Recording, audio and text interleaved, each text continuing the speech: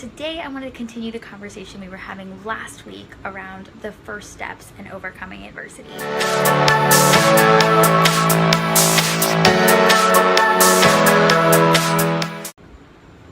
Hey everybody, I hope you are doing amazing.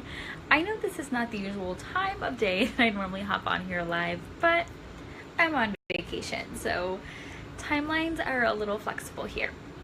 Today I want to continue the conversation we were having last week around the first steps in overcoming adversity. So if you are new to me and joining our live stream for the first time, hi, my name is Jessica Rasdall. I'm a motivational speaker and public speaking strategist for female entrepreneurs. Last Thursday, we were talking about what are the first things we can do when we're trying to overcome adversity.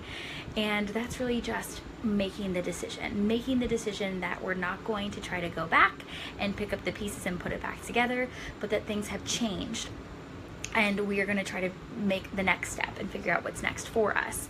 So I'm hoping that if you were here last week, you've decided what your next step is going to be. If not, you can always go back and watch last week's live stream, and we're going to continue on today. Today we're talking all about acceptance and responsibility. So I want you to kind of think about when you're in that moment and you're facing something really difficult and you feel like all the odds are stacked against you. It's pretty easy for us to point the fingers, right? To point all of our fingers at everything that's going wrong, everybody who might be to blame for that, all the things, right? Like if she would have done that, if she would have done something differently, this wouldn't have happened. You know, that person is making this way harder than it needs to be, on and on and on. When things seem out of our hands, it's so easy to look to place blame. That makes it easier for us to digest, right? But that just leaves us stuck. It leaves us stuck in this cycle of frustration, because whenever there's something wrong or something positive, there's always two things involved. You know, the things that are controllable and the variables. And while we're so busy pointing our fingers at everybody else, we're focusing on the variable. The one thing that we can't change. We can't change anybody else but ourselves. So we need to stop spending so much time focusing on everybody else and pointing all those fingers and start putting a little more time and attention into that controllable, ourselves.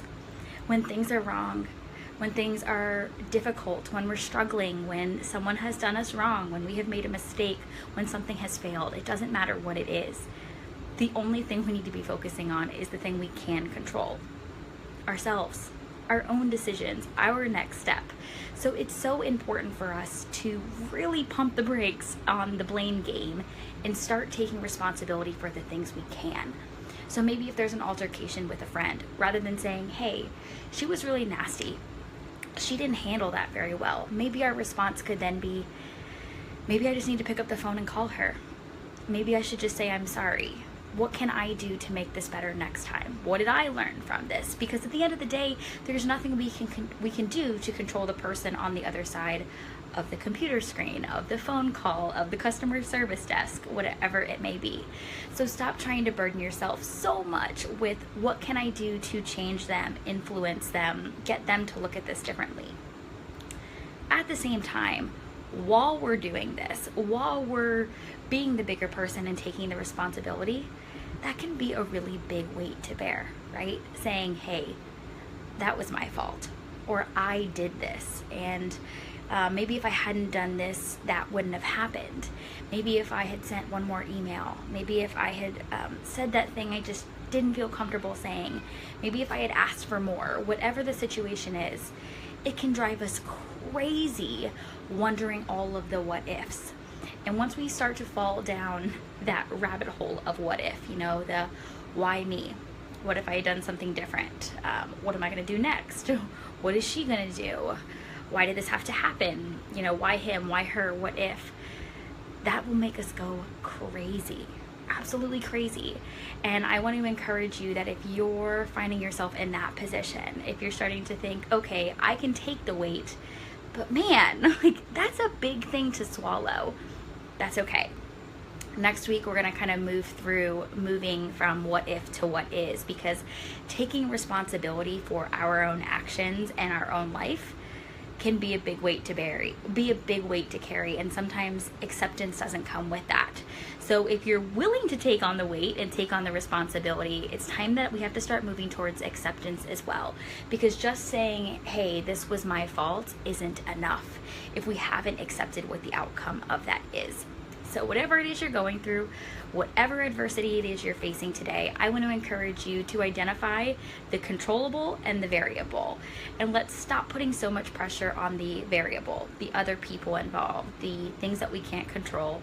And let's be willing to take responsibility for the things we can, the controllable, our own actions, our own feelings, how we respond to things and other people. And within that, we're going to start moving from not just responsibility, but to be able to accept those things as well.